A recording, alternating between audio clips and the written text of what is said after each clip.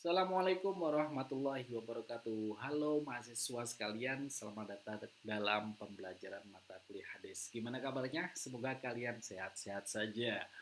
Oke, pada kali ini kita akan belajar tentang hadis sahih. Klasifikasinya berdasarkan kualitasnya.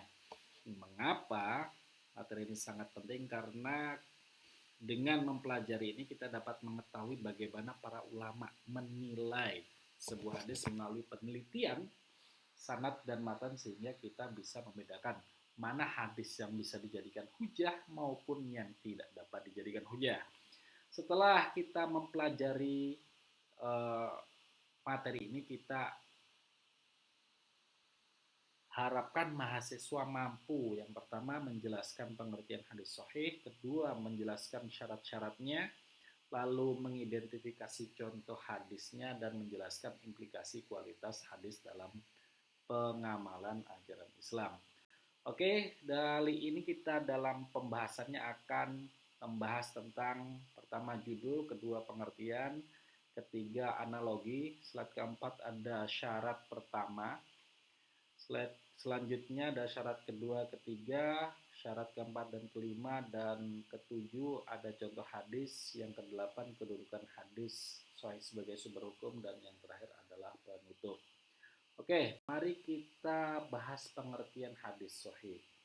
Secara bahasa, yaitu kata sahih berarti sehat atau benar, bebas dari penyakit. Yang kedua, secara istilah ulama, salah satu ulama mendefinisikan yaitu yang sanadnya bersambung melalui perawi yang adil, dobit tanpa adanya syad maupun ilah yang dapat merusak kesahihan riwayat tersebut.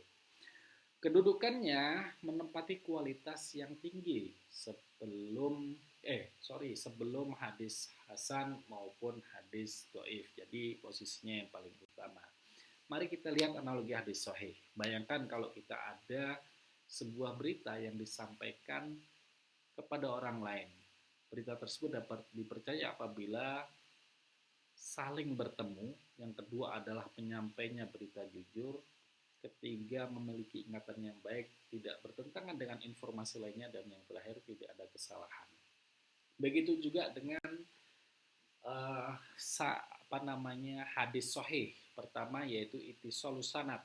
Nggak boleh ada yang terputus alias bersambung dan transmisinya langsung.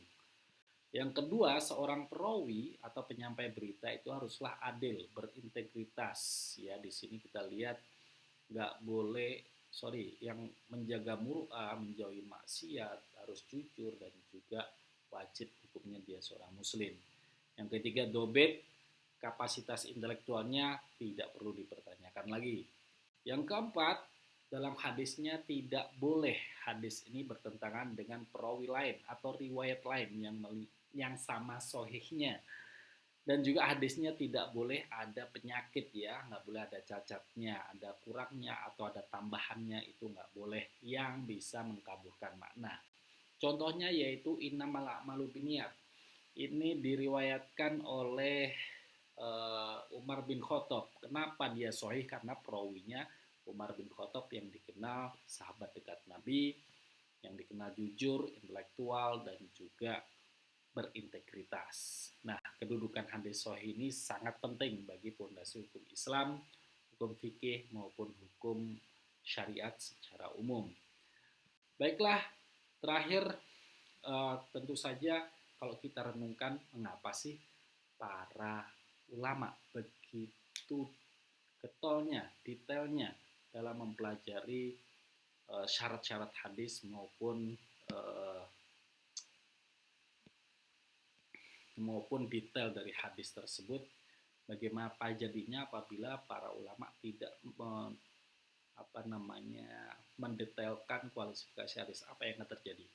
Nah, coba direnungkan, coba kalian pelajari nanti malam, dan tentu saja minggu depan kita akan belajar tentang hadis hasan.